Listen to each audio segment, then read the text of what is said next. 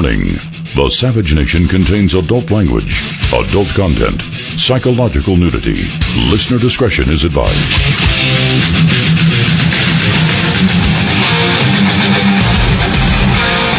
And now, America's most exciting radio talk show, The Savage Nation, home of borders, language, culture. And here he is, winner of the National Radio Hall of Fame Award, Michael Savage. So where do we begin, my friends? I pick up the paper. I don't read a paper. Richard Johnson, New York Post, page 6. It's one of my favorite columns. The headline is, the Obamas are moving into a 9-bedroom mansion in the Kalorama section of Washington. The posh neighborhood of diplomats. I love what's behind closed. Diplomat. Oh, look at that. There's a diplomat. You ever see what the dipsomaniacs in the diplomats' houses? What's behind the closed door in Georgetown? If there was a handy cam in those houses, you wouldn't have to do another reality show for the rest of eternity. The posh neighborhood of diplomats and D.C. old money. Old money. What does old money mean? They're in the drug business before everybody else. That's all.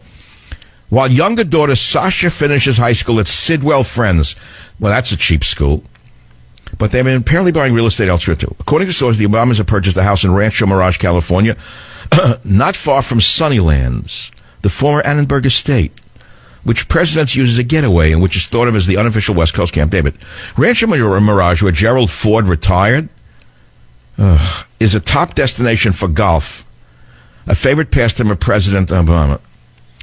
Blah, blah. The Obamas are also said to have bought a holiday getaway in Obama's childhood home state of Hawaii. So he's got now 2 houses now. Wait a minute. He got a 9-bedroom mansion in D.C. They purchased a house in Rancho Mirage. He bought a holiday home in Hawaii. Wait a minute. So I have a question on the top of my little paper here. Where did the Obamas suddenly get the money to buy 3 houses? Am I allowed to ask that? How come all the reporters that just went to Trump's tower haven't asked that single question? Wait a minute. Where did he get the money to buy the 3 houses? I don't know. Can anyone explain that to me? I know that they found $175 billion somewhere in the White House to give to Iran so they could develop a nuclear weapon. No one's even asked where that money came from. Where did that money come from? Where did that money come from? Where did that money come from? Where did $175 billion in cash come from? I don't know. Where did the money come from to buy 3 houses? Well, he didn't buy the 3 houses. Who bought them then? Who paid for them? Okay, he's doing it what? On the what's he's going to make? And the lecture circuit? Maybe it's like a mortgage? No, what it usually be is someone bought a house for him as a loan, and he'll schmear him back. And he'll pay him like $1 on 1,000, $1 on free. I don't know how this works. I read the Rogues Gallery that has been marching through the Trump Tower. I was stunned. Deadline Hollywood, Dominic Patton. Donald Trump meeting with media brass. Excellent, says Kellyanne Conway update. So I said to him, wait a minute, who's in there? Who's in there? Wolf Blitzer is meeting with Donald Trump? George Step on all of us? Fox News people who attacked him? I can't believe it. Chuck Todd? President Phil Griffin is there? Charlie Rose? Nora O'Donnell? John Dickerson, who all spit on him during the campaign? And I said to myself, wait a minute. Maybe I'm reading this wrong. So I say, why is Trump meeting with his enemies, not his friends? Say, oh, no, this is not sour grapes. I don't go anywhere. By the way, if he said to me on a phone, come to the inauguration, I don't know if I'd go. I'll be honest with you. But he hasn't. I'm in a level with you. I told you. I tell the truth, the whole truth, and nothing but the truth. How many times was he on the show saying, when I'd say the umbrella, I have the umbrella. Oh, don't worry. You keep that umbrella. Well, I have the umbrella. I think I'm not going to be using it for the inauguration. But why is he meeting with these people who spit on him and disrespected him so?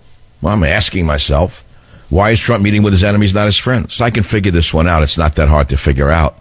He's triangulating them. Okay, keep your enemies close. So we got it. We all saw The Godfather. Please don't call on that. Don't give me Radio 101. I mean, the lowest prisoner in Rikers Island knows the answer to this question. I keep saying Rikers Island now, like you don't even know what it is. Rikers Island is like a tomb in New York where they put people in there. It's beyond belief a medieval prison. It's worse than where they put war heroes who did their job in Iraq and Afghanistan. Worse. We got guys rotting in Fort Leavenworth who are leading lives worse than the worst murderer awaiting trial in Rikers Island. I haven't seen anyone go out and visit them and release them from the Bastille. Why has there been no statement from any of the greats around Donald Trump that the first thing they're going to do is they're going to revisit all of the people who were jailed for doing their jobs a little too well in Iraq and Afghanistan under Bush and then Obama? How come we haven't heard that? Why is there no amnesty for them? I ask myself. Well, I have a lot of questions I'm asking. I don't have any answers. But again, I'm getting ahead of myself. On this day of the Greek, the day of the Greek, I was watching a TV show called The Night Of. Obscure. None of you saw it. One guy will call from New Jersey who's a shut-in, telling me he knows it's great. But a lot of the scenes, well, John Turturro plays a schleppy lawyer in it who gets a Pakistani Muslim kid as a client who's accused of murder because he goes out with a girl. They get high. Girl's found dead. He didn't do it. Blah, blah, blah. So the kid gets thrown into Rikers Island. It's a series. I've been binge watching. It's been raining out here. Drinking more wine than I have in the past with the rainy weather. I got to tell you, it's not bad. I found the new Italian wine of Valpolicella. I used to love Valpolicella. Most of it became swill that the people in Italy didn't know. They thought people didn't know the difference. But they're competing again. The wine was good. So I'm drinking more wine, as I say, eating a little better, taking care of myself, enjoying, watching TV, sitting out the rain, waiting for the show, and here I am. When I see him meeting with the weasels of the left who undermine them, I come to the conclusion that he's very clever, and he's meeting with them to triangulate them and get them onto his team. I get it. But that's not the whole picture. I told you he was a social liberal along the way.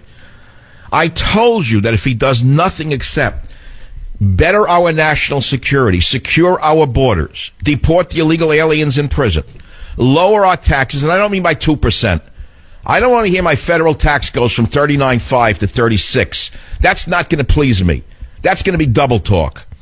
When they suddenly sit down the number crunchers and say, oh, Mr. President, you can't lower them anymore because we won't have the money.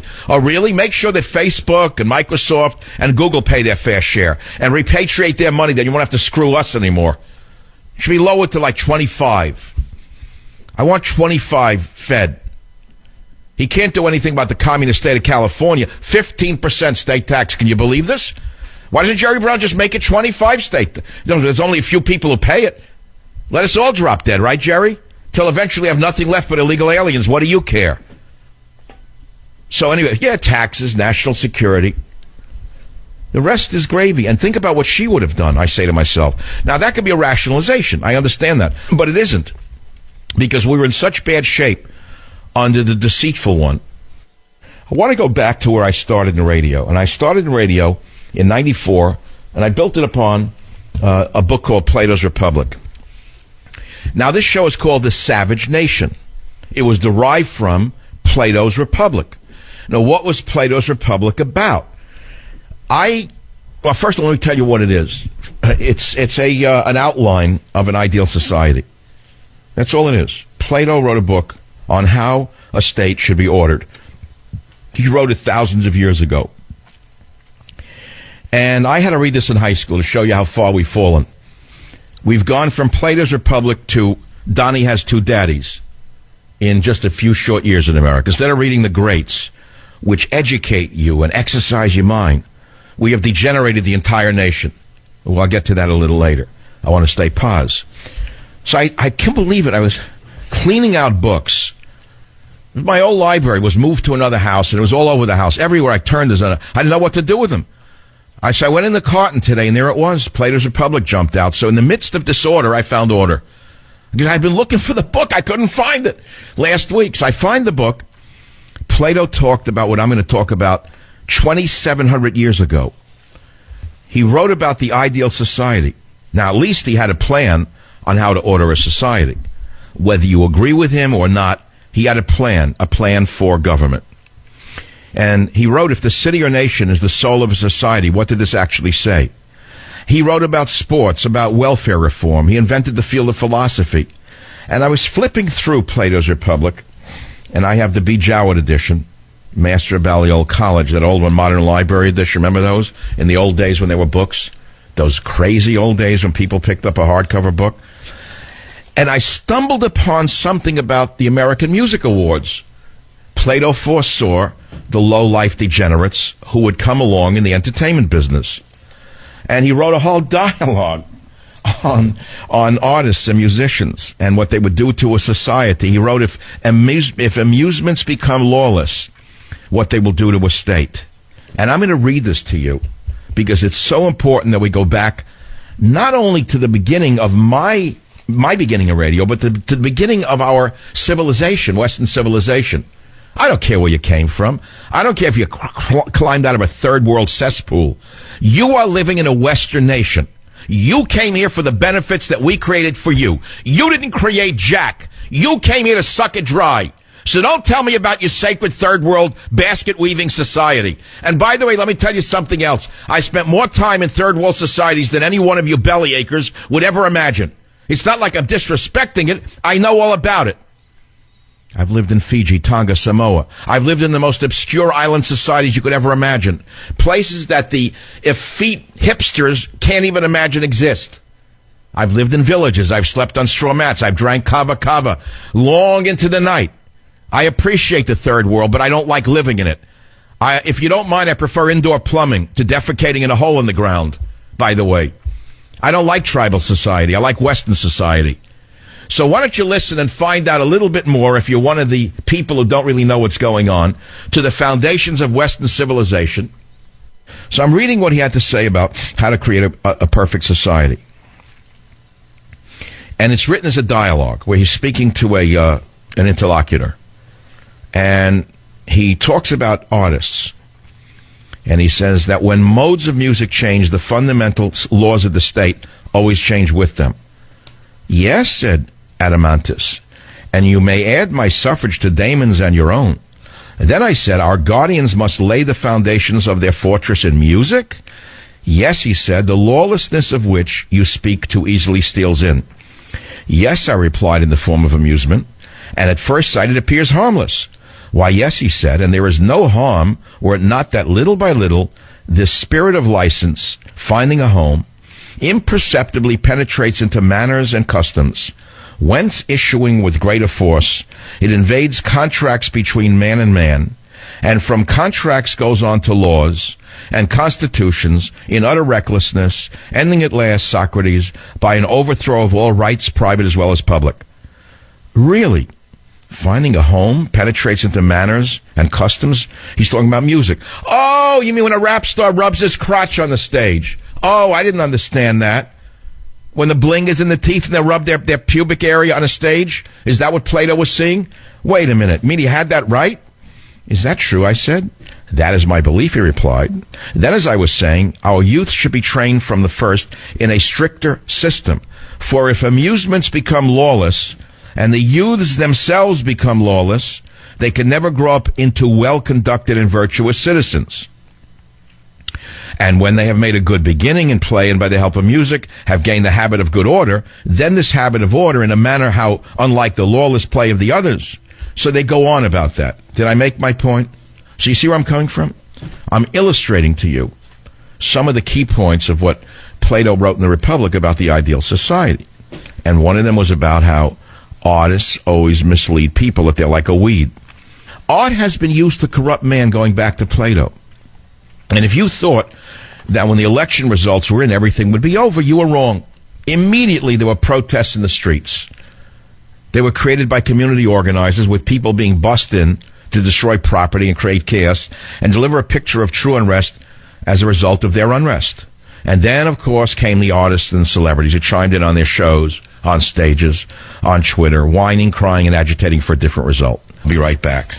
Join the Savage Nation. Call now, 855-400-SAVAGE, 855-400-7282. Savage. The Savage Nation is sponsored by Swiss America, the only company I trust with my financial future. Call 800-289-2646 or SwissAmerica.com.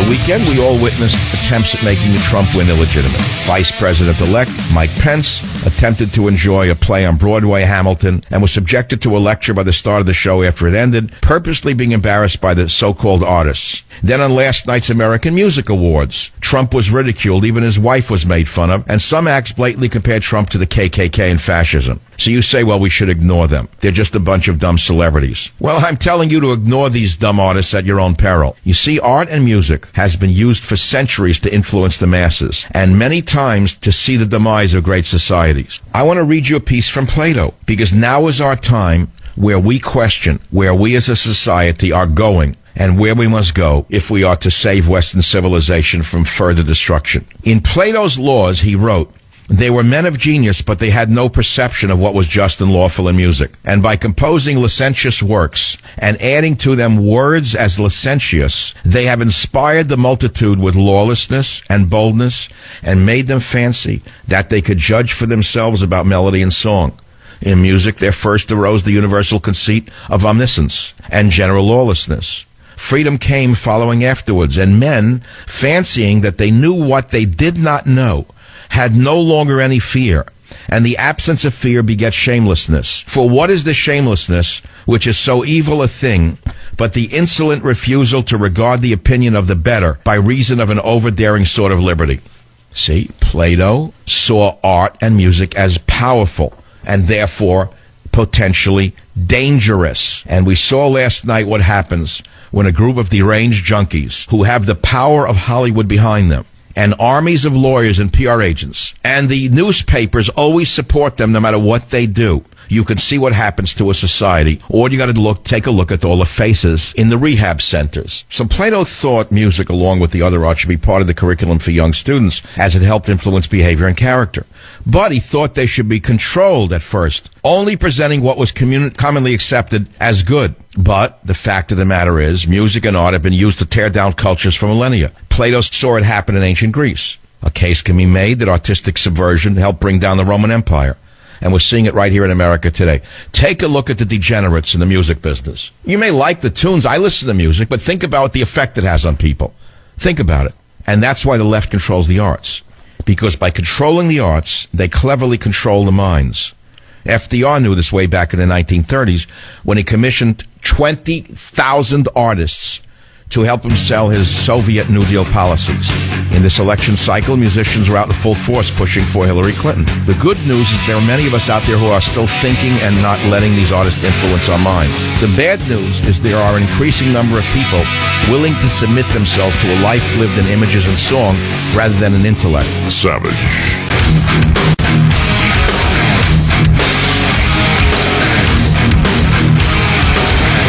So where do we begin, my friends?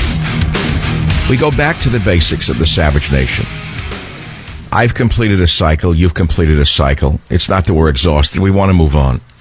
Now, if every day I'm going to get up and look at the news and say Trump did this, Obama said that, this and that, okay, fine, it's a radio show, but it's not my style. It's not my Earl Grey. It's not even my Jasmine. It's just Lipton tea. You know what I'm saying? That's been around too long in the cabinet. And I don't particularly like tea that's been around too long in a cabinet. I like tea with a pungent aroma. I begin every one of my shows.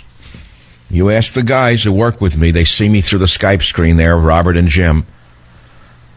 Every show, when you hear that opening music, I have my hand on a Bible and I say every day, if I forget it, I get a little off base. I say, wait a minute, where's the Bible? Where's the Bible? Where's the Bible? Sometimes I travel, I don't have it with me. The one with like 50, 60, 70, 80 Post-its in it. I put my hand on it like I'm in a court of law, and I say a simple statement. I swear to tell the truth, the whole truth, and nothing but the truth, so help me God. And it's as though I am on trial. Everyone in talk radio is on trial, and they know it. I don't forget it. I don't know what the next person does. So if I don't come before you willing to examine everything that's going on with an open mind, open heart, I'm not doing my job properly, and I don't think you're going to listen to me as intently as you have. Now, that's a long introduction. I realize that, and you don't know where I'm going with it. But I do. I've completed a long cycle. The cycle was Scorched Earth came out in October. With your help, it became a bestseller. More important than that, the book was used to push Trump over the finish line. That's the most important thing I've ever done in my life. That's number 2. Number 3 was the Hall of Fame Awards last Thursday, which I couldn't attend, but I attended on the air, and I got the glass plaque, or whatever. It's nice. It's beautiful. I cherish it. It's right here. It's on my Facebook thing. That's the end of a long cycle. I mean, there's a lot of events that have gone on in my radio life, right? So I don't have to top it every day.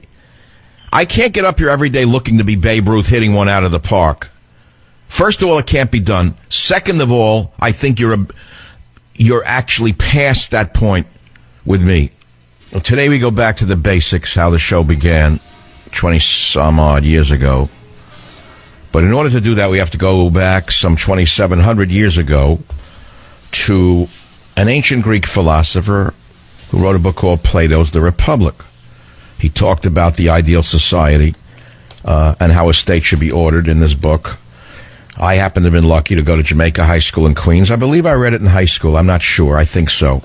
And I have my original edition, Modern Library, with many notes in it. I had misplaced the book for years, but this is how I founded my show. It was built upon this concept of what is the ideal society. We never talk about it. Many of us in talk radio just sit here and yap. This is no good. That's no good. Liberals this. I've done it myself. I understand. But at a certain point, you have to step back and say, wait a minute, what are we bellyaching about? What do we want? What's the ideal society that we're trying to achieve? We never think about it. What is the master plan?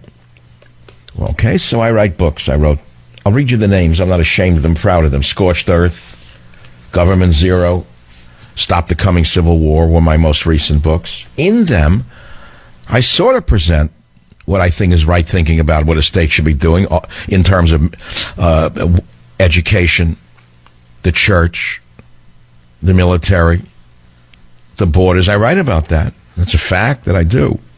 But what is the ultimate goal of a well-ordered state? And how does a state get so off base? So I talked about how musicians destroy societies. I know it's odd to hear since I'm a man who plays a lot of rock and roll, heavy metal, music. Doesn't mean I don't understand what it does to people's minds who are weak. I understand that and how it can be used to subvert children. And it does, and turns many of them into drug addicts. I know you're laughing, but it's true. And the proof is in the pudding. Just take a look at who's in rehab centers. Okay, so that's one thing we were talking about. But how do we order a state, a perfect state?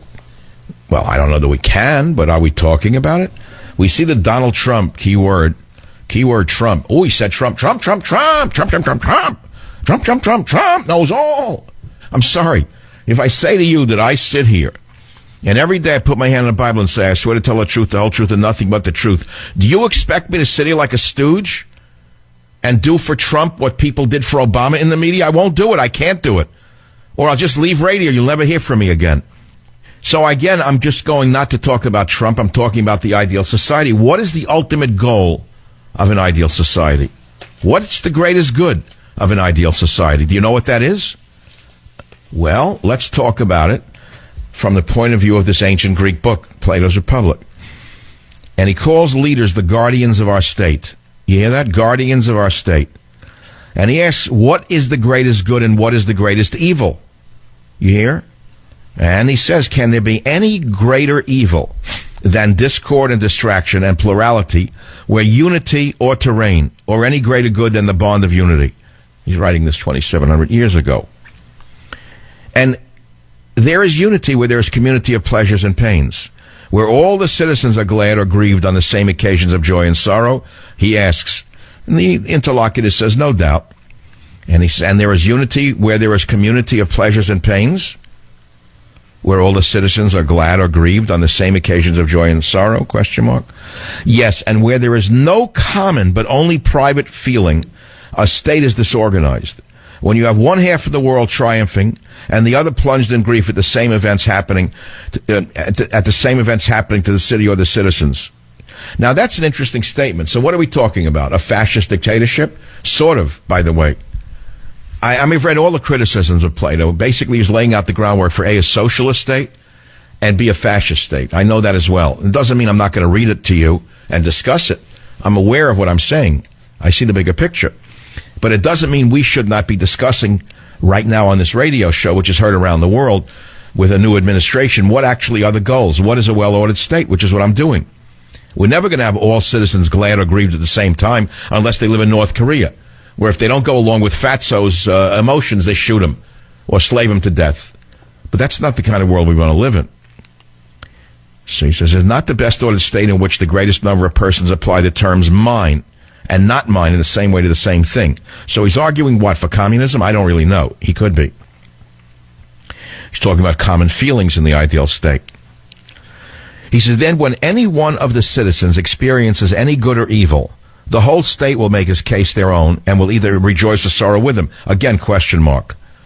That's an interesting statement. When any one of the citizens experiences any good or evil. So when we see a cop executed by another degenerate who was encouraged by Obama and Eric Holder and the media to shoot police because of a constant litany going on for years about how evil police are, all of us are grieving for the dead cop. Or when we, the decent people of America, hear about a soldier who was killed by an Afghani who shot him in the back, all of us have sorrow at the same time, except the vermin on the left, who probably rejoice. Do you understand that? So we don't have a well-ordered state. Instead, we have a disordered state. We have a disordered state that was always disordered, but more disordered now than it's ever been in my lifetime. And that's because of the imposter in the White House, who has constantly understood from the day he was conscious that by conquering, by dividing, you conquer. He knows nothing else. He is the scorpion who you help across the river, and he stings you. And as you're dying, you say to the scorpion, why did you sting me, miss? And he looks at you, the frog, and he says, because I can, because I am a scorpion. Obama is that scorpion. He was helped across the river by liberals, and then, of course, he stung all of them in many different ways. He gave nobody anything because ultimately he's only for himself. He didn't learn the rest of that adage, which is, if I'm not for myself, who will I be? That he got right. But if I'm only for myself, what am I? He didn't get that part of it. That part of the wisdom didn't enter his brain yet. He's only for himself. And like a true Machiavellian leader, he used the people on the left to advance his own life. Okay? Meanwhile, 7 million men ages 25 to 54 are neither employed nor available for work. You hear this? Lots of men don't have a job and they're not even looking for one. 7 million men ages 25 to 54 are either not employed or are not available for work. Where'd they come from? The percentage of working-age Americans in the labor force remains stuck near its lowest level since the late 70s. So tell me how Obama helped them. A goodly percentage of them are African-American. How did he help them? He didn't. He used them. And then when things were not going well for him, he used them again to burn down Ferguson and burn down half of Baltimore and cause riots around the country. So now we have a nation that's in disarray. So we have the artists. Do we blame them for everything? No, but they are certainly a big part of the sickness, the social sickness in the country today. And I made my point. Well, am I going to hammer it now over and over again? No. I did ask another leading question. No calls on that. I read that Mr. Trump is meeting with all of the people in the media who attacked him, who undermined him, including one of the worst people in the world, Wolf Blitzer. Now, why would Trump want to be in the same room with Wolf Blitzer? I don't think there's enough air spray in Manhattan to clean Trump Tower after these people went in there today. There's nothing. He can't use a wipe on the handles to get their germs out of the place. Why is he meeting with a guy like that? Why is he meeting with people who ripped him apart like that fraud Chuck Todd or MSNBC president Bill Griffin? How about Charlie Hose? Why would he have him around him? Why would he have people like from Face the Nation, like John Dickerson, who were seen undermining him during the campaign to kiss his ring? Well, that's because his chief campaign manager, Kellyanne Conway, arranged it. She is now God Almightiest. She is now the goddess of Almighty. No one knows who she is. No one knows where she came from. No one knows how a pollster of her obscure origins would wind up running the world, but she is. No one knows who she is or where she is. I do, though. And in fact, I want you to raise your hand if you can remember this. Many of you know me when I was a local host here in San Francisco on KSFO. Raise your hand. Right. I see and you went to my early events, the predators of the Tea Party events. I had the compassionate conservative events, like Saving the Real Private Ryan. Before that, I had Name 'em and Shame 'em in Oakland, Try 'em and Fry 'em in Oakland or somewhere. Marin Civic Center. We had a lot of big events, 2,000 people. They were astounding productions. I was lucky to have my family as producers, but since they've gone on to bigger and better things, I don't have producers anymore, so I don't do them anymore. And on top of that, I don't do live performances for a number of other reasons, not the least of which is the issue of the society has changed so drastically that I don't want to expose myself to unnecessary risk, nor my audience exposing them to unnecessary risk, to be frank with you, because of the crazies out there. So, way back, in one of my events, Compassionate Conservative events, I had on stage a whole slew of people from the Republican side.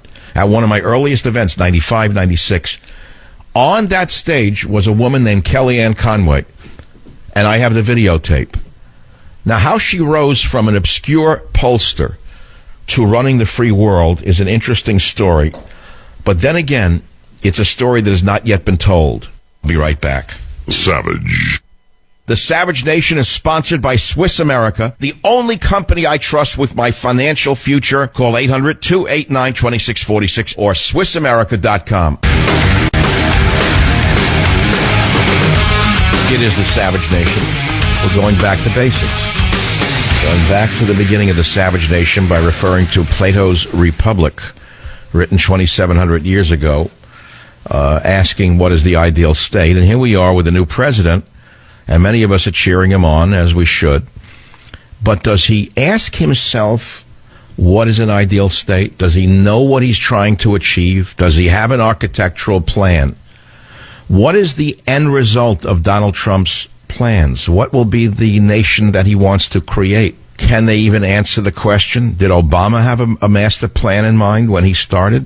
Do any of our presidents ask themselves, what is the ideal state? How do we make prosperity more available to all? How do we create more peace rather than more war? Because to me, it's all about peace more than anything. I said that last week, incidentally. It was as good a time as any to talk about it. Just after the election, I saw Mel Gibson's movie Hacksaw Ridge, and I went on the air, and just as I went on the air, I saw that Trump was speaking to Putin, even though he had not yet been sworn in.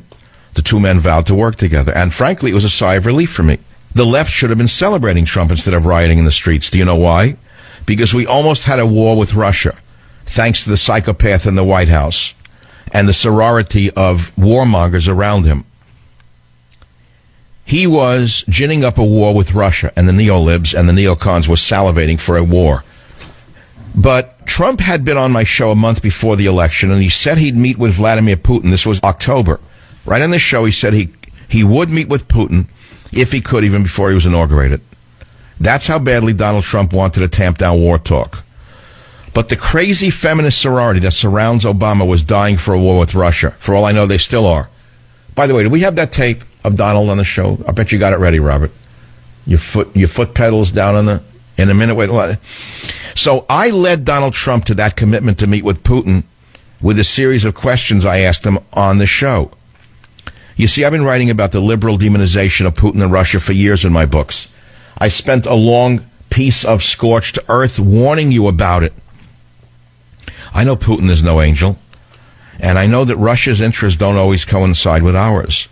But that does not mean we must be enemies, and it doesn't mean we must give the forces of darkness in Washington another war to get rich on, while the rest of us suffer and our soldiers die for nothing. And that's why I asked Mr. Trump for a commitment to talk to Putin at the earliest possible opportunity. And I got it. Yeah. If I win on November 8th, I think I could see myself meeting with Putin and meeting with Russia prior to the start of the administration. One of the reasons I worked so hard to get Donald Trump elected is I believe he will be a man of peace.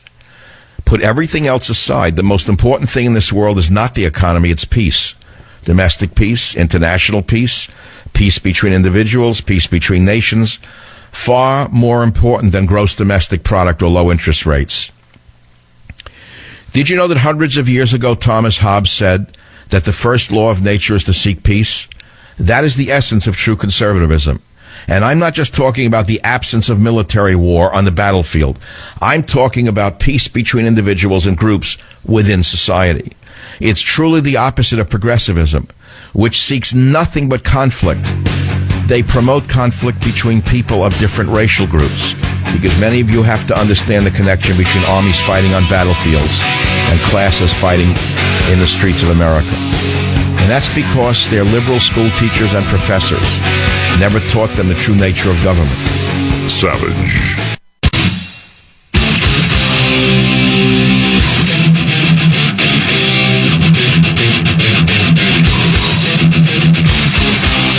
Warning. The Savage Nation contains adult language, adult content, psychological nudity. Listener discretion is advised.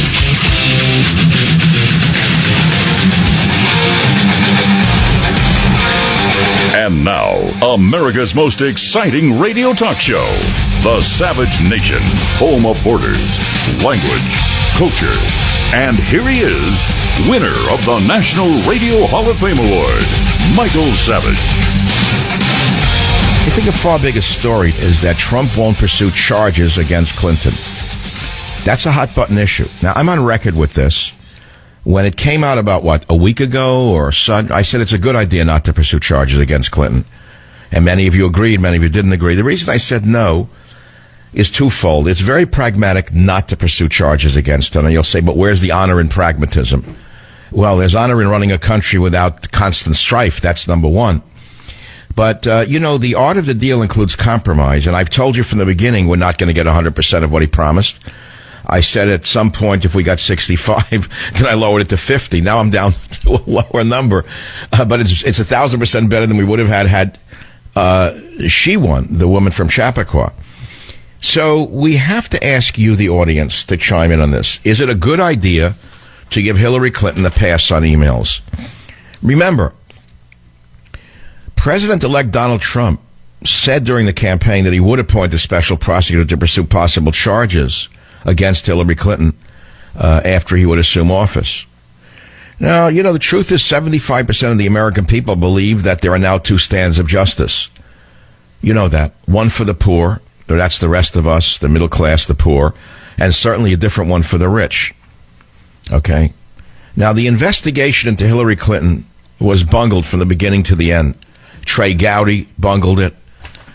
Attorney General, the FBI director bungled it, whose name it's terrible. He was in the news because he was the reason Hillary lost, to be honest with you. The last two bombshells, it's what destroyed her campaign was the email scandal. Remember how it excited the nation? So now, so they got what they wanted. He won, she lost, and they figures what's to be gained. And that is why this is a controversial decision. If it was not a controversial decision, it would not be a news article, nor would we be discussing it. So it is certainly a controversial decision. However, I am on record saying I understand where he's coming from. Because you know and I know if he opens this one up again, it's going to further divide the nation, and I don't think we can afford that. On the other hand, what are we going to get out of that? Are they agreeing to put down their swords and their guns? Are they agreeing not to burn and kill and maim? Are they agreeing not to march in every street in America, beating up police and attacking private citizens who own businesses? Are they agreeing to cease and desist? No. So we're not getting anything out of that. I want Hillary Clinton to get up there and tell them to stop. See, now that would be the trade-off. If Donald Trump says, I'm not going to pursue charges against you, Hillary, but I need you to get up there and tell these street animals to stop it, that would be a trade-off. But we haven't heard that from her. Instead, we've heard Obama encourage them to go out on the riots, haven't we? Why drag the country through this again? There are bigger things to do. I mean, you could stay positive, and, the secret of success in all people I've known is try to stay positive. We can carry around vendettas against people who have harmed us, hurt us, slighted us. And you know what that does? It ruins your life.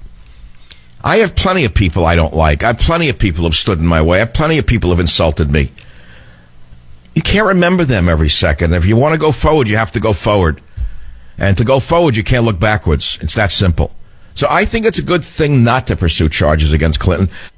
We are going to see something in the Trump administration that many of you are going to gag on.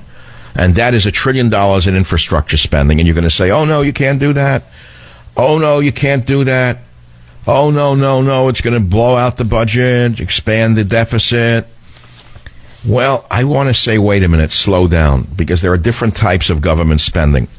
Many of us don't understand it, but not all expenditures are equal. If you spend $1 trillion on welfare, by and large, it's money lost. Now, it's true the money goes into the economy to a certain extent, but it doesn't really create anything, if you think about it. A lot of it's sent overseas, number two. That's kind of a negative form of government spending. And by the way, of all the money that Obama ripped off to give his investors, meaning his supporters, of all the money he ripped off with all of his programs, which he says there's no scandals, has anyone seen a single building, a single bridge, a single tunnel, a single road built under Obama's infrastructure spending? No, because there was none. Do you know that Franklin Delano Roosevelt, who was a socialist, no question about it, created a New Deal called the Works Progress Administration, WPA. It affected my family personally long before I was born, but I didn't know it. My father was poor, had no job, one of the tens of millions of unemployed Americans, a young kid, immigrant. So FDR created a New Deal, and those were government jobs. He got a job in, I don't know where, he was a chauffeur for a low-grade assemblyman. I don't know how he got it. He's been dead so long I can't even ask him, God rest him, but I don't know how he got it. I don't know how he got it. I have no idea. But he told me he was in Saratoga Springs driving a congressman around or something, an assemblyman. As a young kid, he became a chauffeur. How did he get? I don't know. He wasn't a political guy, but he was able to put food on the table as a result of it. And I drive through tunnels here in San Francisco. I see the amazing tile work in tunnels. Or in New York, I see LaGuardia Airport, the Ronald Reagan, Washington National, Los Angeles airports. I see various bridges. I see the Florida Keys Overseas Highway. I've seen the Bonneville Power Project on the Columbia River. I've been to the Upper Mississippi locks and dams. These were all built by the federal government. And that is infrastructure spending. And that's part of the infrastructure that made America great. Now, Donald Trump is a builder. He's a very, very important builder. And he said he's going to rebuild the infrastructure. We know our bridges and roads are a disaster. We know our airports are worse than third world countries. So what is going to happen is Trump's going to raise money to do these things. There's two types of spending. If you spend $1 trillion on building all of these things, according to a study by Wilbur Ross, the Trump policies of spending $1 trillion to rebuilding these things would add $2 trillion to the economy. And so, therefore, the $1 trillion he would invest would generate another $1 trillion in ROI. You know what ROI is? Return on investment, something Obama never learned in Marxism 101. Alinsky 101 didn't know about return on investment. To him, it was only the marching and the destroying. So he's going to have a tax from the right, a tax from the left, but they're going to create amazing jobs. They're going to put people to work who will pay taxes. They're going to be American citizens. Do you support infrastructure spending of up to $1 trillion to rebuild America's infrastructure? But there are many, many other topics that are very, very important today. Listen to clip number 5, where John McShane says something about how to treat captured enemy combatants in clip 5. There's no judge in America that wouldn't say they're in violation of the law, because it's specifically in law now prohibited. So I don't give a damn what the President of the United States wants to do or anybody else wants to do. We will not waterboard. We will not torture. If you inflict enough pain on somebody long enough, they're going to tell you whatever they think you want to hear. Is he wrong? Now, you see, the emotional instinct on this is to say, yes, put the Islamofascists on an ironing board for all I care. Get a hair iron and put it on their eyes. Many of you don't care. Many of you would do anything to them to stop a bomb from going off in your daughter's schoolyard or in a mall, right? However, McCain is saying, I don't care what the president says, we will not waterboard, while Donald Trump says he will waterboard. So I think we need to discuss it. That's a big topic. Should waterboarding continue to be banned? Remember, we are not immune to behavior committed against our troops if they are captured. Now, unfortunately, the Islamo-fascists, who we have been fighting for too long now because of weakness on the part of our non-leadership, they could have been crushed a long time ago with a vociferous attack. You know that, and I know that. If you could defeat the Nazi army, which had one of the most phenomenal air forces and navies in the world, in less time than it's taken for Obama to stare down ISIS, you know, that tells you more about Obama than it does about ISIS, incidentally. But are there standards on the battlefield and off the battlefield that should be upheld no matter what they do? What, we don't have to prove to them we're better. We know we're better than them. We know that they're subhumans. We know that the things they do to men, women, and children are beyond the human pale. But does that mean we go down to their level? Now, some say that's the only thing they'll understand. An eye for an eye. You know, you're biblical in that regard. You know, if they pluck your eye out, pluck two of their eyes out. Or as George Orwell, one of my heroes, wrote, he was an early-on socialist. He was enamored of it in the early 30s when socialism was very popular amongst the intelligentsia.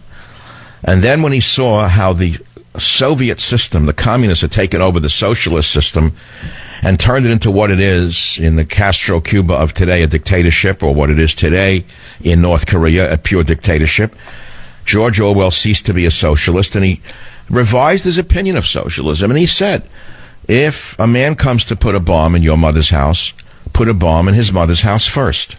So in other words, he learned that you have to fight fire with fire. I saw a picture of a muzzled bear in chains at a circus-themed nightclub in France. I got so angry. I wanted to strangle the owner of the club. I wanted to put him in chains. But the problem is the owner of that club probably is in chains after hours, so you'd only be doing him a favor.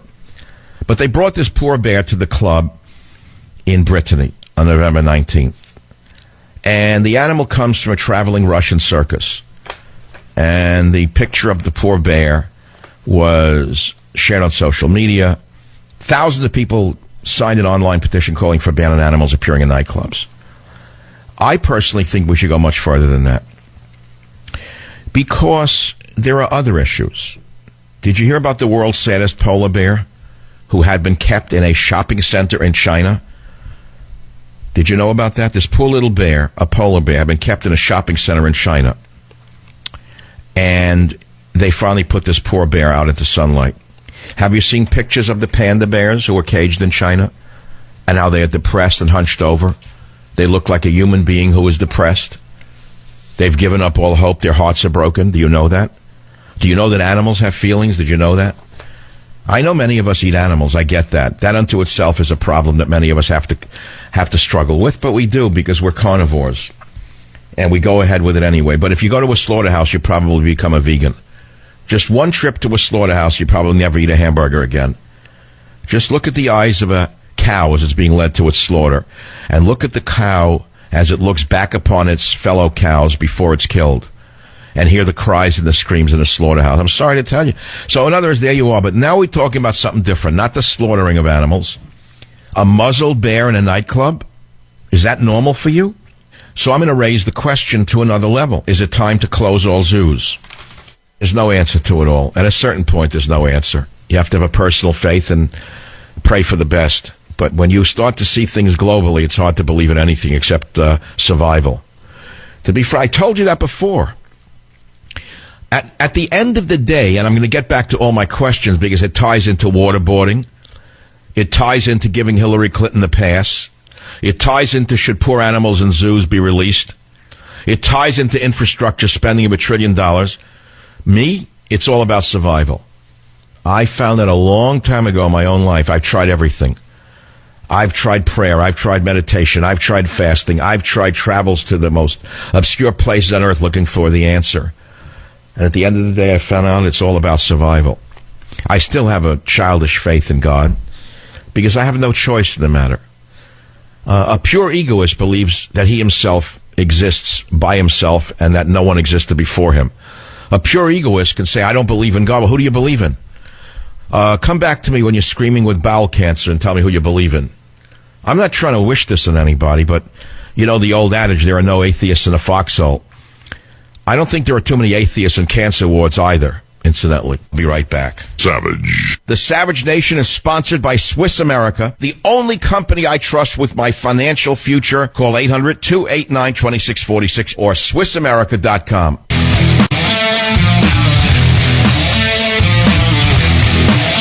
So I got the questions again. Do you support infrastructure spending of up to $1 trillion, which might produce $2 trillion in benefits to America in terms of jobs, etc., according to real economists as opposed to professional politicians who have no idea that some things... Well, there's an old adage. I didn't know this. When I was a youngster, I wasn't from a family that had any money, so we didn't know anything about money. We didn't understand money. All I knew, my father went to work. He bought something for a X and he sold it for Y, and that was the profit. And if at the end of the year, the rent and the this and the that taken off and there was a profit, then the family could pay the house off and I could, work, whatever. That's all we did. There was not even, he never invested. I didn't even understand what the word meant. Investment was for white people. That's a joke, by the way. They were for different people. They invested. We didn't know about investing. And then at a certain point in my 20s, I don't know exactly when, who knows, I started to rub shoulders in a different society from a friend of mine who, I told you about the kid. He's a great guy. I haven't seen him in 40 years. I don't know where he is. But the father was the one who owned a bar on the Upper West Side, which is very unusual for the men in the family groups that I came from, who were all hardworking tradesmen. But this guy owned a bar on the Upper West Side. He was a tough kid. He was a boxer, a fighter. His son was a tough kid, too, like the father. So the father sent him to the New York Military Academy, where Mr. Trump went, by the way. I'm not saying they knew each other. They didn't. But through that association, I met kids whose fathers had a lot of money or more money. And they talked about things, even in between talking about women and having fun, which is all we really did. I would hear that would drift over like investments and this. I didn't even know what it was. And one of them once said, I never, to this day, I remember. And he once said to me, because I complained about investing some of my own money in something, and he snapped at me, this rich kid. He said, if you want to make money, you got to spend money. I had never heard that before. See, I came from a background where you didn't spend money to make money. It made no sense to me. I thought if you spent money, you lost it. Right? Like you bought shoes. That's spent money. And all you had was the shoe. I didn't understand you invested the money. So, it took me years to absorb that. If you want to spend money, if you want to make money, you got to spend money. And then I started to use that and incorporate it in my life. It was like a miracle, like a genius idea. Now, Obama, on the other hand, I'm going to give you an example of Obama and the Democrats. They're like me as a young kid. They don't understand the first rules of capitalism. They think that when you want to do something, you take it from somebody. You appropriate it through taxes, regulations, permits, and then you spend it on building up a base of voters by buying their votes. They don't invest in anything. Obama's not built one bridge, one road, one building, one dam, nothing. Of the trillions of dollars this bum has appropriated in order to bring in illegal aliens, in order to buy votes, I haven't seen a bridge, a tunnel, nothing built by him. Because he is still like that, that kid that I was, who doesn't understand the first rules of the nation he lives in. Savage.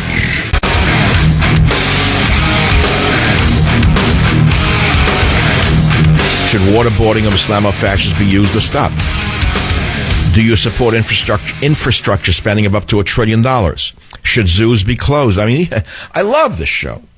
I want you to clip 3 from Donald Trump. Not 2, Robert, please. Number 3. Go right to 3. On national security, I will ask the Department of Defense and the chairman of the Joint Chiefs of Staff to develop a comprehensive plan to protect America's vital infrastructure from cyber attacks and all other form of attacks.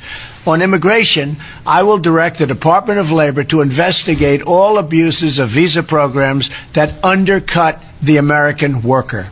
I would look into the abuse of the welfare system. I'd look into the abuse of the food stamp system. I was in a restaurant where I learned a lot of things. And there is a chef, a terrific guy, he's Mexican. And he's a big strap. There's different, people in every walk of life. You say Mexican, you have an image. But, I have to tell you, everyone, not all Mexicans are alike. I mean, that's an obvious statement, okay? But Americans, you say Mexican, you say Irishman, you say Jew, you say this. Everyone has an image. He was a strapping type. Wonderful, friendly man. I've only eaten there 3 times. He comes over to the table and sits down and we're talking. He says he works 7 days a week. And he said to me that he loves America. He bought his first property a few years ago. and he's trying to save for another one. He's got a little child and this and that. And he says, you know, I have a neighbor where I live who's a Muslim. He has 2 brand new cars. They go on vacations. And he said, they're on welfare. He said, it really eats me alive. He said, how do they do this? How does the system let them get away with it? Well, it's not to single out Muslims, but you and I both know that everyone's afraid to say one word about Muslims today for fear they'll be called a racist. So now you have an answer, which I predicted months ago, as to why Hispanics would be voting in droves for Mr. Trump. I told you before anyone else in the media saw it, because I'm a clairvoyant when it comes to reading the tea leaves of the political landscape.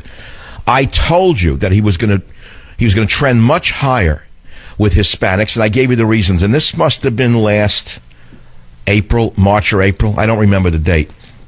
I said, no. He's going to do much better with Hispanics than Mittens Romney did for 2 reasons. One, Hispanic men are macho, and they don't like taking orders from women. That's number 1. And I said, number 2, the Hispanics I met are all hardworking, and they all want the American dream. They want to be like Donald Trump. They know they can't be as rich as him, but they know they can have a taste of the American way, the American life that they've come here for. So they do. They put their money into property. They work hard. They're family men. They take their little girl to church on Sunday. I've seen it. So I knew they'd vote for Trump. He's not alone in that. Many Hispanics voted for Trump. But the rats in the media don't want you to know it. They let it leak out a little bit, but they're not telling you what really happened. I got to go back to the night of the election. I threw a big party for 35 people at a club in San Francisco that I recently joined. And we watched the TV. I left at 8:30. I was tired. I got home. I sat and watched till 11:30. It still wasn't over. It was neck and neck, neck and neck, neck and neck. And then I went to sleep right after the weird guy that works for her, who I hope we never ever see again. I don't remember his name. The one who had like the hawky face and fingernails. Podesta. I didn't even give him a name. The name itself has become a noun for Podesta. There's nothing you could add to that. If you say he's a Podesta unto itself, that now says it all. The guy was strange, but he gave a speech that said, it's not over yet. Please go home, he said to his followers, the Democrats. We're going to try to count every vote tonight. What happened then? Tell me what happened then. Within a very short period of time, was it not? Hillary Clinton gave a concession speech. What do you think occurred, ladies and gentlemen of the savage jury, between the time the strange Podesta said, we do not concede, we're going to count every vote tonight, and Hillary Clinton's concession speech? What happened? A deal was worked out. Look, I'm a part-time writer. You know, I've only written a few books in my life, the last number all on the New York Times bestseller list, one after the other. But I do write fiction from time to time, and in my fictional story, what happened was this. They worked the deal out. The Trump campaign and Hillary sat down, and they worked the deal out. That if she concedes and doesn't fight him, he will not pursue charges against her. That's called politics. I know we the people don't like it. We voted for Trump because we thought he was not a politician. But we found out he is a politician. We found it out along the way, and we found it out most particularly when he appointed Reince Priebus from the RNC as chief of staff. I took a big chance, and I knew I was gambling on it when I did it. I wrote an article, and the article was put on the Drudge Report for 18 straight hours. It got millions and millions of hits around the world. And I know that I alienated everyone in the Trump campaign. In fact, I discussed whether to publish that article or not. And people said to me, do you realize what's going to happen if you criticize anything that Donald Trump does? I said, yes, I do know. But I have an obligation to my listeners first and my readers, rather than to my own desires in life for anything. Because without my supporters, I have nothing. Do you understand that? Do you understand what I just said? I don't think people just got that. I knew what I was doing when I criticized Trump's appointment of Reince Priebus. I knew what chance I was taking. I knew that they would never, ever forgive me. I knew that the umbrella would never be unfurled for the inauguration. I'm telling you like it is. That umbrella, which I had on how many times Donald was on this show? And at the end, I would always end with a funny little line like, well, I got that umbrella waiting. He knew what I was saying. He was that quick. He said, well, you keep it ready, Michael. You're going to need it in February. Well, I don't know which February he's talking about, but I haven't heard anyone tell me I'm going to need it for this February. But nevertheless, it'll go into my archives, and maybe I'll auction it off for a valuable cause one of these days, like releasing some of our soldiers who are rotting in prisons in America for having done their job in Afghanistan or in Iraq a little too well for George Bush and for Barack Obama. How many Marines and soldiers are rotting in military prisons around this nation of ours for having had the guts to stand up and kill an Islamo-fascist before he himself got killed? They're rotting away. Maybe I'll donate, the money I raised from the inauguration umbrella that was never used for their defense. But that's it. That's it. There's nothing you can do. You make decisions and you have to live with them. And I'm living with it. And what do I win by that? I'm just making it about me for a minute.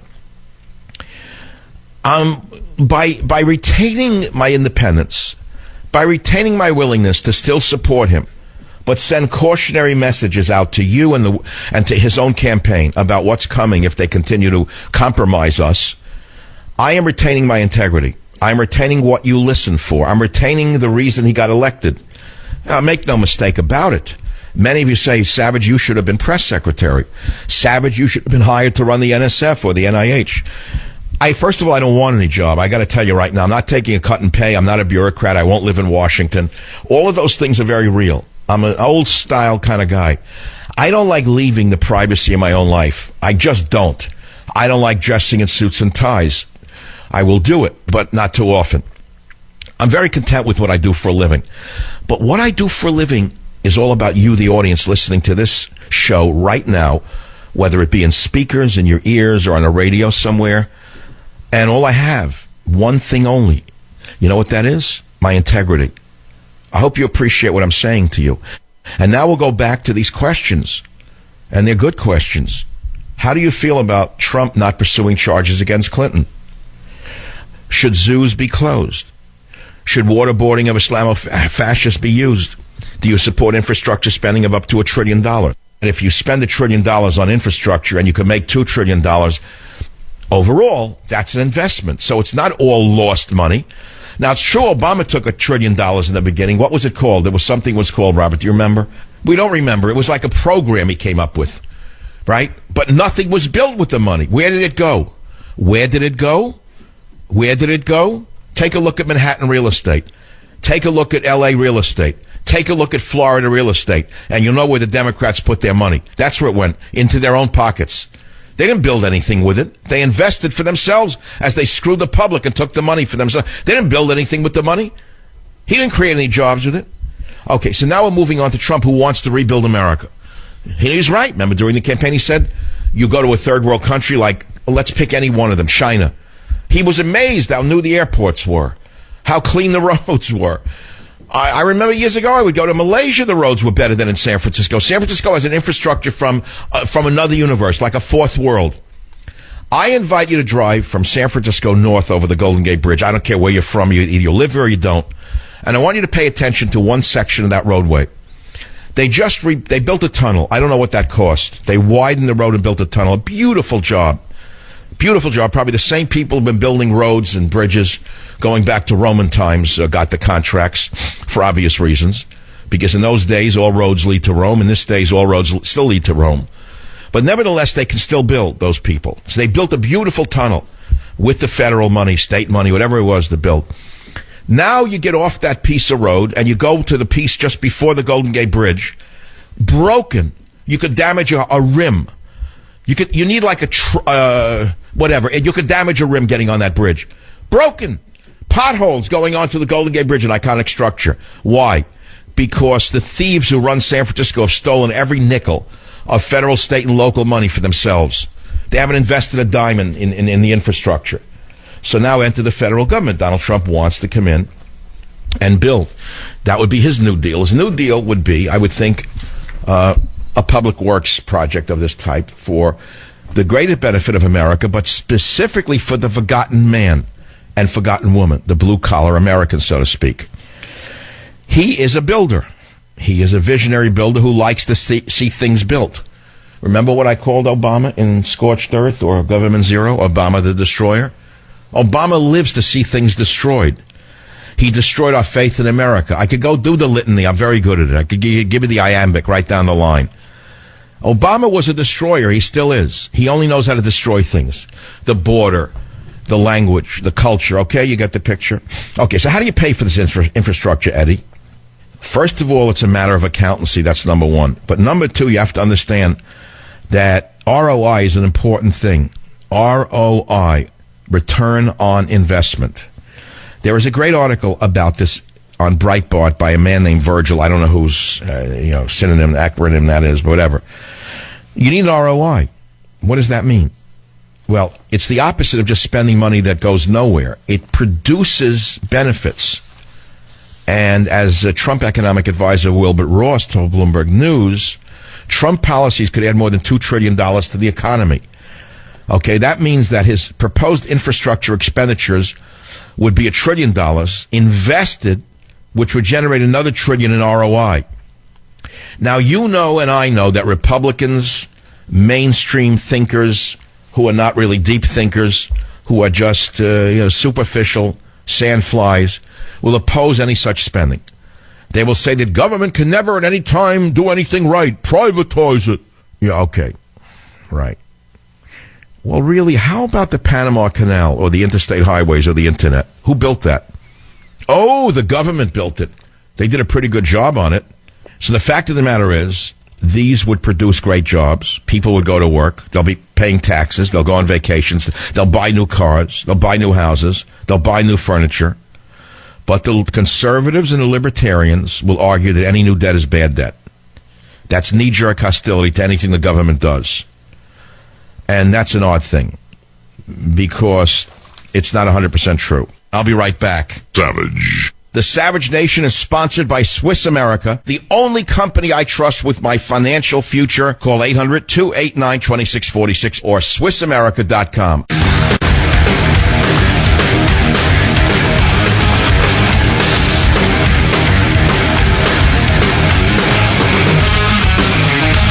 I'm going to give you the public work projects that were created during the Great Depression with public money.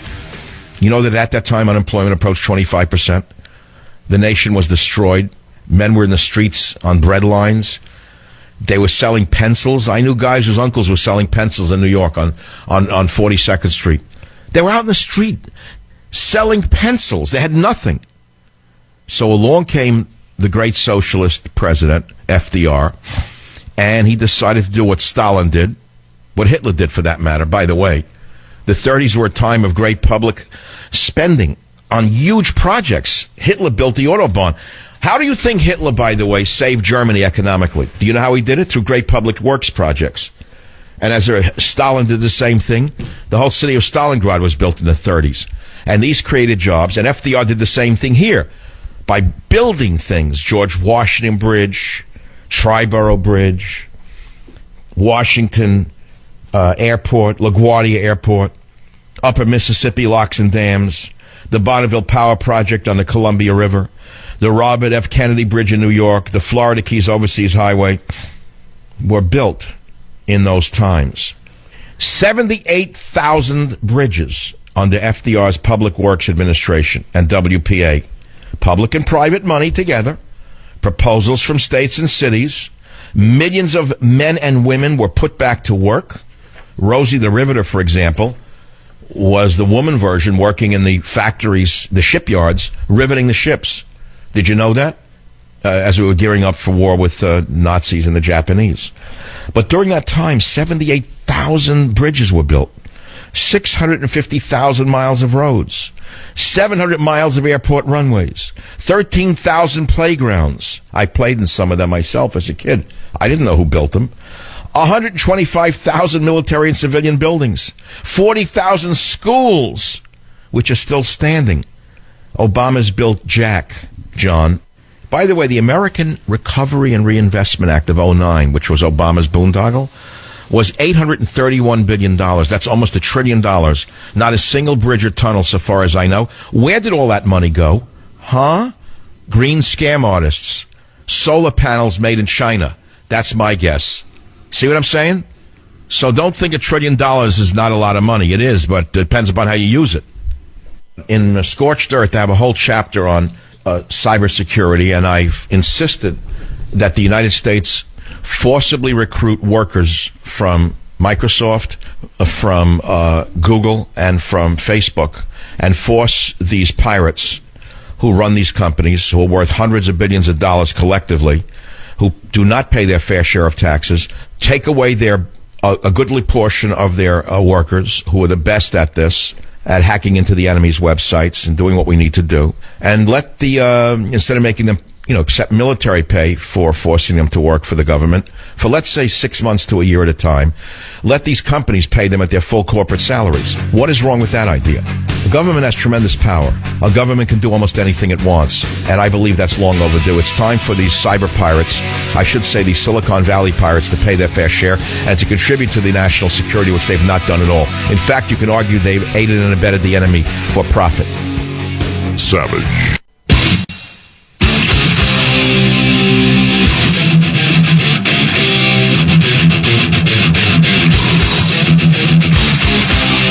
Warning. The Savage Nation contains adult language, adult content, psychological nudity. Listener discretion is advised.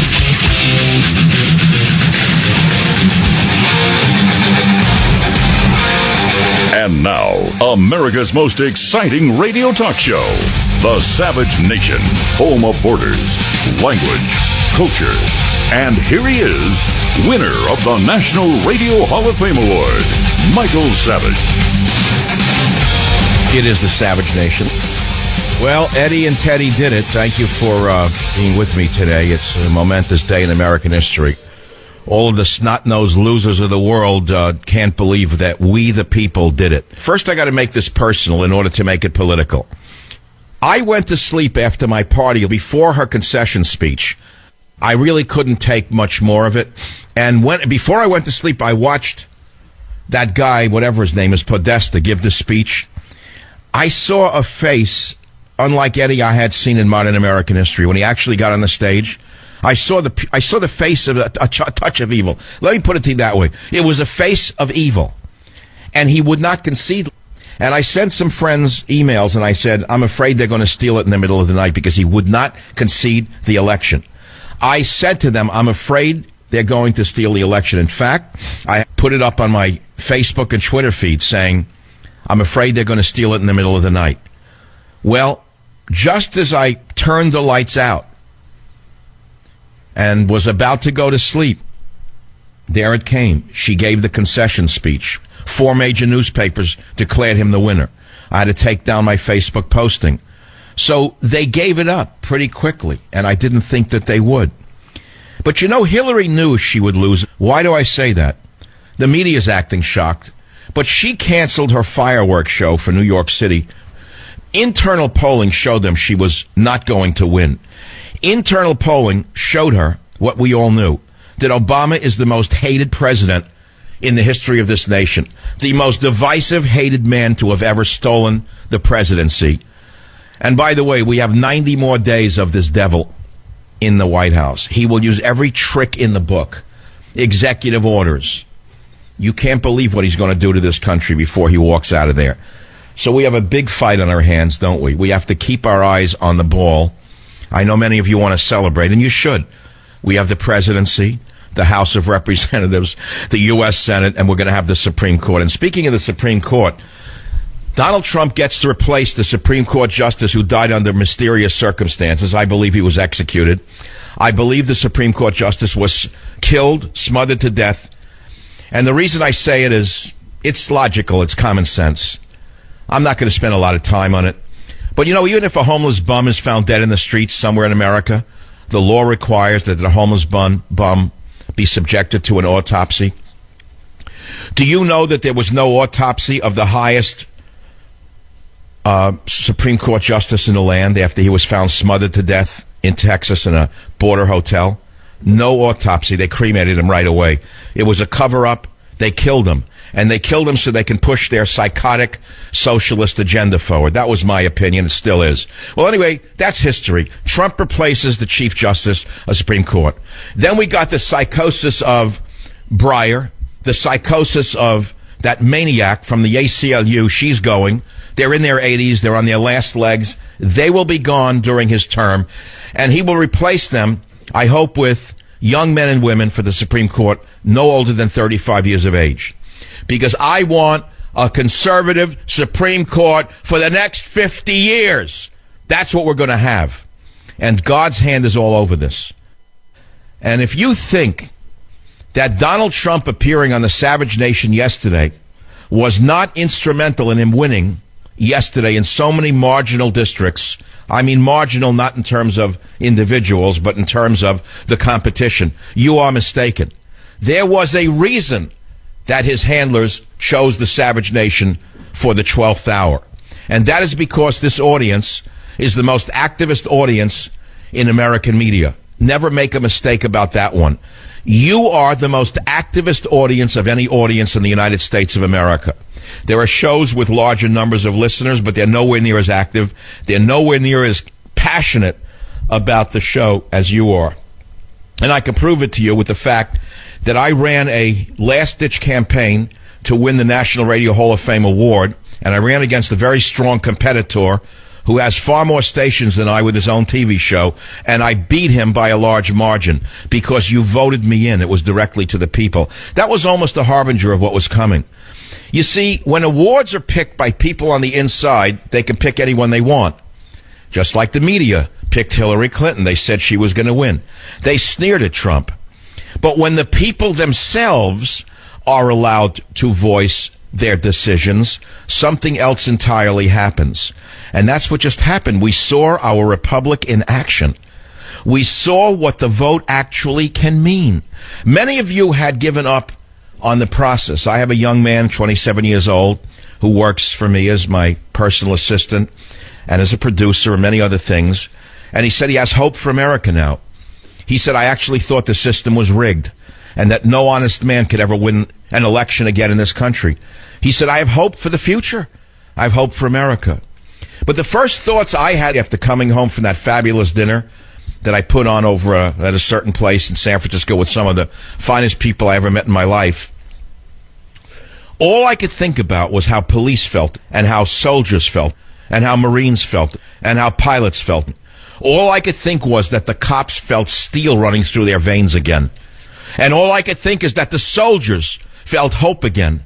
And they felt steel running through their spines again, dying to pick up arms for America, Americans, and our freedom. Once again, they feel the pride of their duty to America, and they're not going to have to face the wrath of the most hateful president America has ever had to live through. A man who has turned the war on police into an art form, getting away with virtual murder while pretending that he's a man of peace. They're not going to have to put up with this come January, are they? Because one thing is for sure, Donald Trump is going to be on the side of law and order. And even liberals want law and order. They are tired of being knocked down in the streets of New York by thugs who have been activated by Barack Obama. They are tired of being pushed in front of subway cars in New York subways because they've been activated by Barack Obama, who's given them a wink and a nod telling them about inequality and white privilege. They're sick of it. And even the liberals want law and order, and I can prove it to you. I'll prove it to you with one quick story. Out here in California, there were many initiatives on the ballot, including a ban on the death penalty. Another attempt by the psycho libs to eliminate the death penalty. They thought that with the advent of the marijuana and the legalization of marijuana and gay marriage, their whole shopping list of progressive values, they could now kick the death penalty out the door. And guess what the people did in California? Even in liberal California, where there is no choice between candidates, it's all a single-party system, the Californians rejected a ban on the death penalty. In fact, they voted to speed up executions. For the second time in 4 years, voters rejected a law to reduce the maximum sentence for capital crimes to life in prison without the possibility of parole. In fact, Prop 62 was defeated 54 to 46%. That's a much larger margin than it was in 2012. Proposition 66 would have set strict timelines for state court rulings in capital cases, and it won a narrow 51% of the vote. Do you know what that means? People want those on death row to fry. They want Sparky to start sparking again. And they want the psychopathic lawyers out of the jails. They want those vermin on death row to be killed for the crimes against humanity. And that's in liberal California. And that tells you that America wants a law and order candidate. And that tells you that behind the scenes, even liberals are tired of the crime wave that Obama has induced in this nation. All of the snot-nosed losers of the world can't believe that we, the people, did it. That's right, we, the people, did it. I love the articles that it's all the uneducated, dumb American white males out there who did it. They couldn't be further from the truth. I know so many people with highest degrees you could imagine who are 100% in Trump's camp. But these idiots are so out of touch with reality that they continue to feed each other the same lie that they're smarter than everyone, they're brighter than everyone, they're better educated than everyone, and only the dumb, unwashed masses out there elected Donald Trump. Nothing can be further from the truth. We won everything. We won the presidency. We won the House. We won the Senate. We won 26 governorships. But the biggest prize of all, next to the presidency, is that we won the Supreme Court for the next 50 years. Let me tell you something. God's hand is all over this election. I've been getting emails from Israel proving that the Jewish Torah, in the letters of the Torah, predicted Trump's victory, and we're going to talk about that as well. But I've got to go back to the beginning. Were it not for you, the listener of the Savage Nation, there would be no Donald Trump. Make no mistake about it. We were there for him long before anyone else. All those who ridiculed him, criticized him, ridiculed you, calling you Trumpsters, Trumpettes, Trump voters, Trump of this or Trump of that. They laughed at you. Then they joined the parade all of a sudden. That's great. I'm glad everyone joined the parade. But long before they were there, I was there. And I bet on him and I won. I won big time. And the important part is that America won big time. It's not about Michael Savage. It's about America. It's not even about Donald Trump. He is a vehicle of change in this country and in the world. One of the first leaders to have contacted Donald Trump is the president of Egypt, because he knows that had the she-witch won, the Muslim Brotherhood would have been activated in Egypt, bringing down the largest Muslim nation on earth. 80 million people live in Egypt, and she wanted the Muslim Brotherhood to run Egypt. Never forget who she is. Never forget who Mook is. Never forget who Podesta is. Never forget who they all are, and they are part of the basket of history right now. They are in the dumpster of history, all of them, thank God. I was getting emails from religious people about a week ago telling me that it was predicted by a very leading biblical figure in Israel that Trump was going to win. That there were mentions in the Jewish Torah that Trump would win. I didn't pay much attention to it because I don't believe that much in that stuff, to be honest with you. But I look at it and I said, holy God. Source, Breaking News Israel. Trump upset victory divinely sent to begin messianic process, say the rabbis.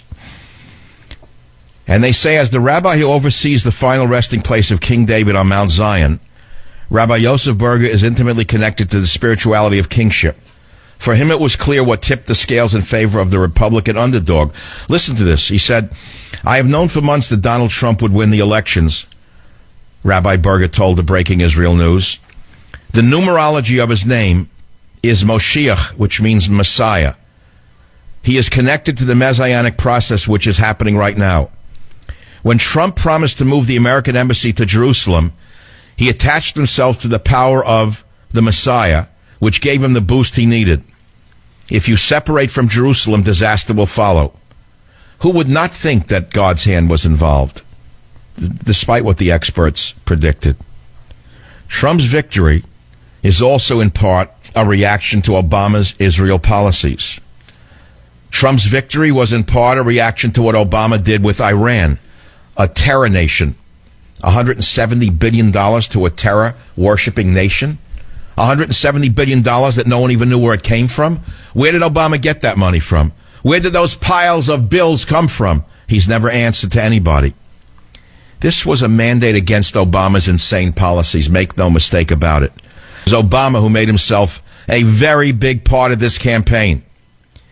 And let me tell you something else. God was part of the political process. And God punished President Obama and those who were working with him to harm Israel and support the terror state of Iran. I'll be right back. Savage. The Savage Nation is sponsored by Swiss America, the only company I trust with my financial future. Call 800-289-2646 or SwissAmerica.com.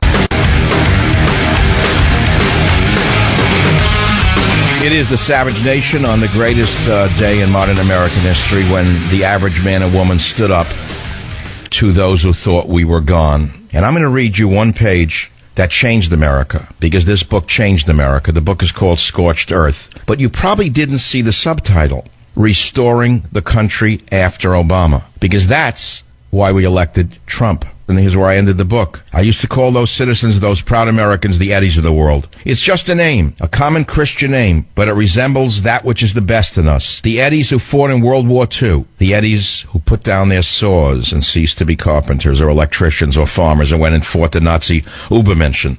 The Supermen, as they call themselves. And every man who defeated that Superman will never forget it. Every man defeated Superman. Then when Eddie came home from winning World War II, he built the United States into the greatest country on earth in the 1950s. The greatest nation in the history of the world. Then along came the human plagues, the vermin I talk about on this show, the shyster William Kunstler, the degenerate Allen Ginsberg, the drug pusher Timothy Leary, and Bella Abzug, who had her own special brand of feminist supremacy. There were the militant Black Panthers, whom even Martin Luther King Jr. couldn't stand. And this group of evildoers, these left-wing drug peddlers and social peddlers, destroyed the will of America. They twisted the entire American mind. Eddie had children, never forget it. And not all of Eddie's boys became girls. Not all of Eddie's boys went to Harvard. Not all of Eddie's boys went to NYU. Not all of Eddie's girls went to Columbia Law School. Eddie's boys and girls are still in America, and they still have American values. Those blue-collar families are still the majority. They're still the backbone of this country. They didn't vote in the last presidential election because Barry Obama and Mittens Romney didn't speak to them. But I can guarantee you, as I sit here, that they're going to vote in the next one. And when that sleeping giant, those former non-participants in the political process, finally elect their leader, you're going to see a change unlike any you've seen in your lifetime, whether you like it or not. They'll vote because they'll finally realize that the West is being savaged from within by militant Islamists and secularists from the left. They'll vote because if they do not, Christian beliefs will be stamped out and the West will be stamped out along with them. You are hearing loud outcries against Donald Trump and the rising forceful Eddies. You're hearing them described as bigots, racists, anti-women,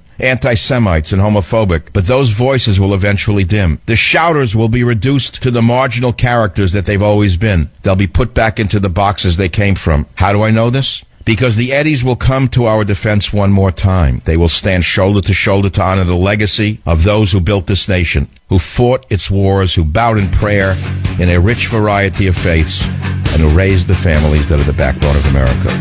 And when they do, I can guarantee you that this nation, that this world, will be a safer place, even to the lunatic fringe.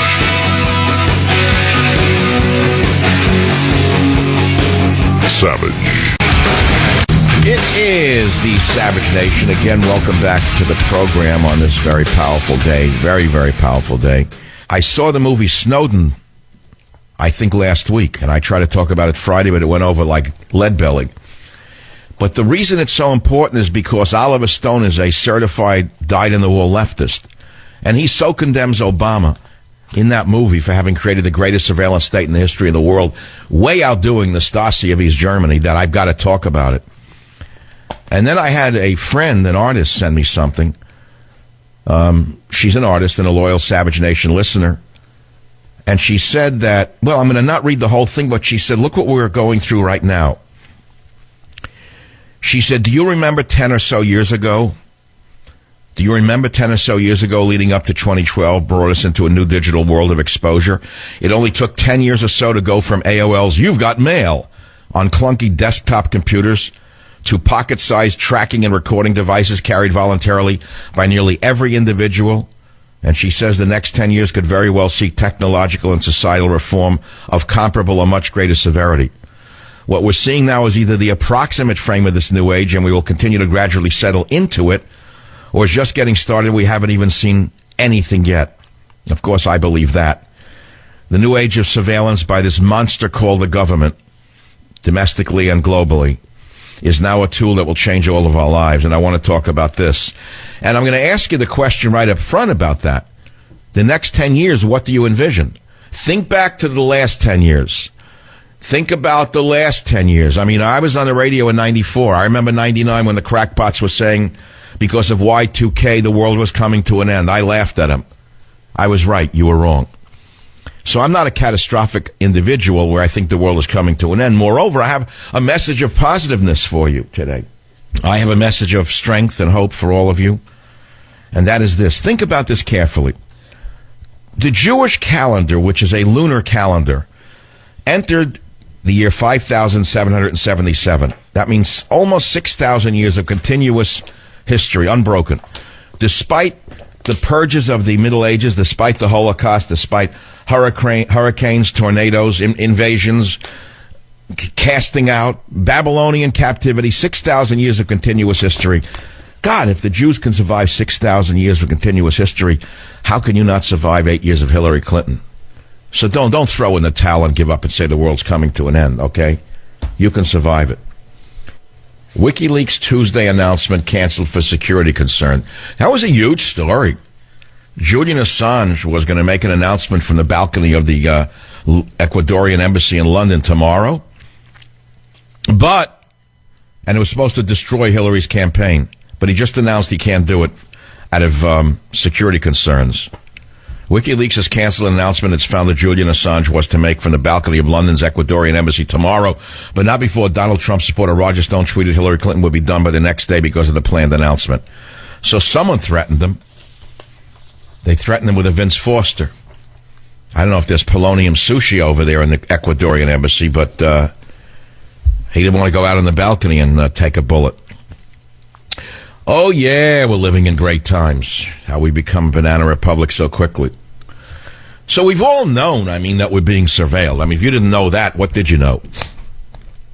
I tend to forget it like I don't care what the perverts at the NSA are listening to. You know, if they see me walking around in my underwear, let them drop dead. If that's all they got to do is look at me on some hidden thing from my Skype or thing, and that got nothing better to do. Hey, here's the question. Hey, hold it a minute. You, Schmendrick, who supports Obama and thinks the surveillance state is so great, even though he's the devil. Even though he's absolutely the devil. He's so silk smooth and so good at what he does. He is the devil incarnate, in my opinion. Well, if not the devil, let's say the devil's apprentice. Okay, I'll lighten it a bit. So he's created the greatest spy agency, and instead of turning on people who threaten our survival, they turn it on those people who threaten the government establishment. You like that? That's what was done in East Germany under the Stasi before the wall came down. Okay? So now what? Who's going to take down this electronic wall and save us? Mark Zuckerberg? Bill Gates? No, I don't think so. We have to tear the wall down. We don't have to say, Mr. Gorbachev, tear down that wall. It's we have to tear down that wall. Maybe throw our computers in the garbage. Maybe throw our iPhones in the toilet. Maybe that'll tear down the wall. But here's the real question, because none of us is going to do that. We're all addicted. We're all like showing ourselves on vacations or drinking a Mai Tai. We think that's so interesting. Oh, yeah, here I am driving. Here's my hand on a steering wheel. Wow, you got beautiful nails, honey. Who does your nails? That's great. Or here's my butt. Great, no one else has one. Oh, great, here's my behind. Great, nobody else has one. That's the world we're living in. Who's going to throw away their iPhone when you got a world of idiots who look at those things? If they have 100% surveillance going on, how come, therefore use logic, gone in the world, dead in the world. There is no logic. I'm lucky I still have a logical faculty left in my brain. I was raised in the age of Aristotelian logic. I studied mathematics. I studied Aristotelian logic. I can think mathematically. I can think logically. And the fact of the matter is, if they have 100% surveillance and we're still being attacked by radical Muslims right here in America, as we were 2 weeks ago from the attack, so who are they looking at? Then they tell you that they had them under surveillance. I love that one, like the one in San Bernardino from the 2 dolls, the Muslim dolls, who machine gun people. Then they come out and they say, well, we had them under surveillance. Did you? So why did you stop them? So who are they looking at? Who's watching the watchers? Shall I quote that again? The answer is no one's watching them. They have become the evil, the pure evil. We gave it over willingly under George Bush. George Bush sold us a bill of goods. The Patriot Act would save us. The Patriot Act would make us safer. And we all went along with it. Oh, yeah, I got nothing to hide. Many of you still believe that. Oh, I got nothing to hide. What do I care if they're watching me take a bath? What do I care if some devious pervert at the NSA is watching me on the toilet? What do I care? If some devious, low-life degenerate who belongs in a mental hospital spends 12 hours a day watching me walk around my house. What do I care? I got nothing to hide.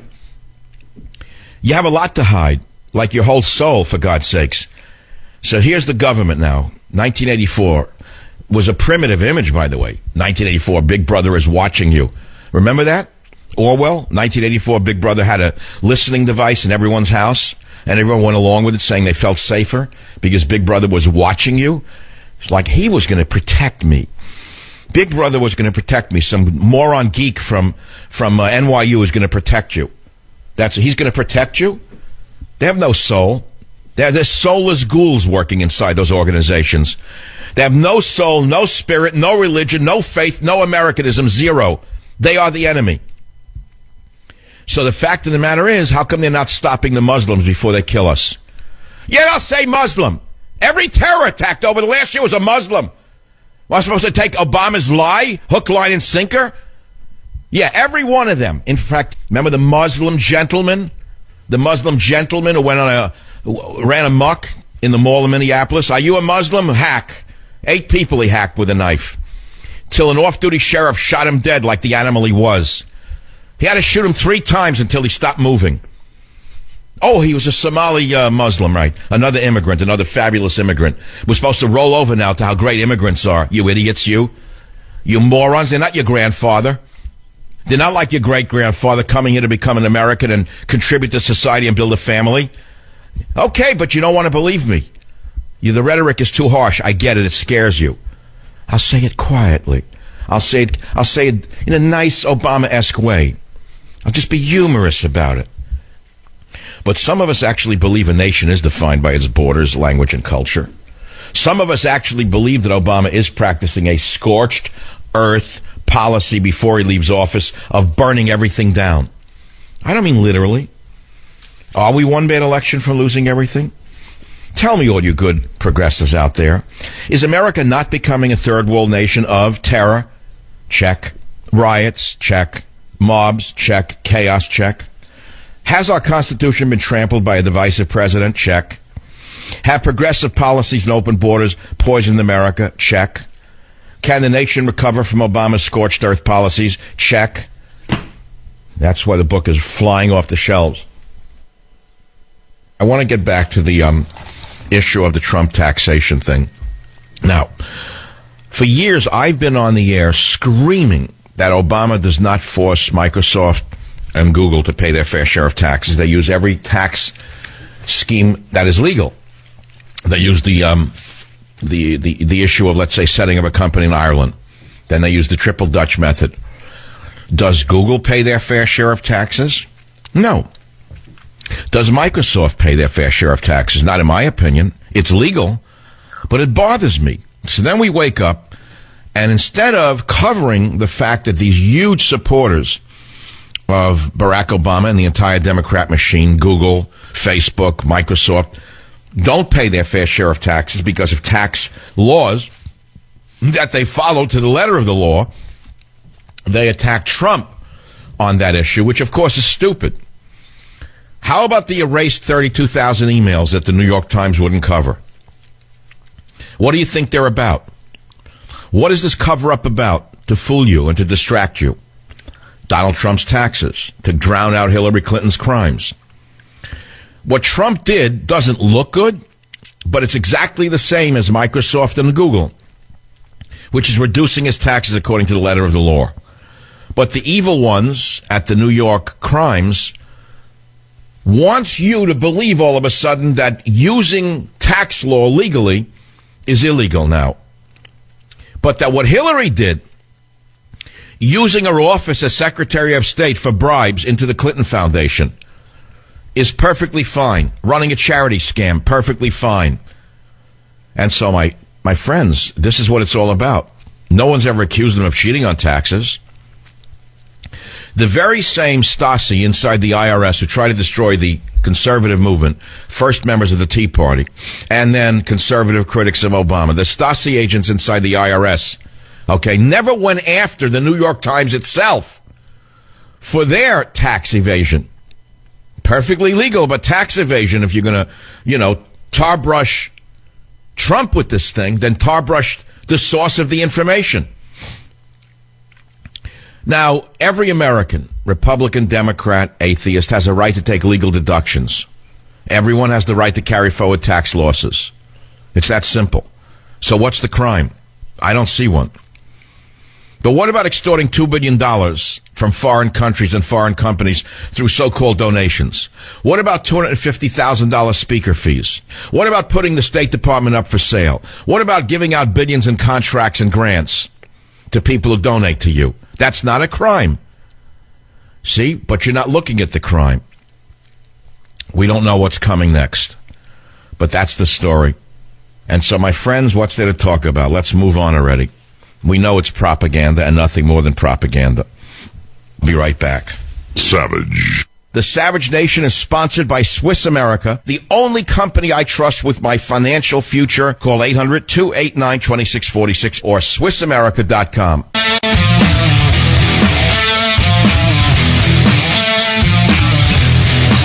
Welcome to the show. Apparently, according to the NSA, CIA, FBI, LSMFT, the only people who are immune from prosecution and surveillance are those individuals who are planning to kill infidels, because it would be racist or considered ethnic profiling to pick them out. No, they should pick instead on a Jewish grandmother, 98, in a wheelchair and strip a bear at an airport, or an Irish nun, strip a bear at an airport, break her into tears, because they're not racist if they do that. What do you want to do about now? What do you want to do now? What do you want to do now? The world is melting down. Mobs, riots, chaos, terror, and nothing. And we're talking about Trump's taxes. Like that's the biggest issue. She's destroyed laptops, target everybody who's our enemy. You know, I was watching a lot of television over the weekend, the news shows. I was watching, like, RT. Oh, Russian propaganda. It can be, yeah. Well, I counter it because I watch American propaganda. CNN, ABC, CBS, NBC, MSNBC, American propaganda channels, part of the government media complex, as I described so aptly in my speech in 1999 before the Commonwealth Club. Very important speech, will be in my archives. Beware the government media complex. So I tune into the other side, so to speak, and I like to watch Japanese news television in English. And I find that the Russian channel, RT, is pretty bad. The paid-for shows are disgusting, horrible. Just garbage. Really, they couldn't get on radio. They can't get a TV show. It's just garbage. But the news shows where there's panel discussion, some of these people are so analytically brilliant. You know, they speak like 6 languages. They actually think, they analyze, and the things they say are unique. And I was watching an entire show about the Syrian war and how the war drums are being beaten here by the neocons who want a war, and how John Kerry was caught off mic saying he'd love to go to war and bring a war against Russia, but even Obama doesn't want that. I couldn't believe what I was listening to. John Kerry's always been a complete suspicious character, one of the most evil, dangerous men in the history of American politics. Remember, he ran for the presidency once. I remember who he is. He's the one who threw his fake Purple Heart over the wall to show he was really anti-war. He knew that would be his road to the White House. A total snake. But even Obama knows war would be a catastrophe. It could lead to World War III. So Russia's sending more fighter jets there. Russia's sending up to 250,000 men there. And what are we going to do about this? Why is it our business? Tell me what our interests are in Syria. Tell me what our interests are in Syria. I cannot believe that all of the people who were pacifists and doves about Iraq and attack Bush about Iraq, attack Bush about Iraq, attack Bush about Iraq, attack Bush about Iraq, all of a sudden these chicken hawks are screaming for war with Russia. It's astounding. All those people who ripped Bush apart for war in Iraq are suddenly screaming, bomb Russia, bomb Russia, bomb Russia, bomb Russia, bomb Russia, bomb Russia, bomb Russia. All of a sudden they want war with Russia. Not a good thing.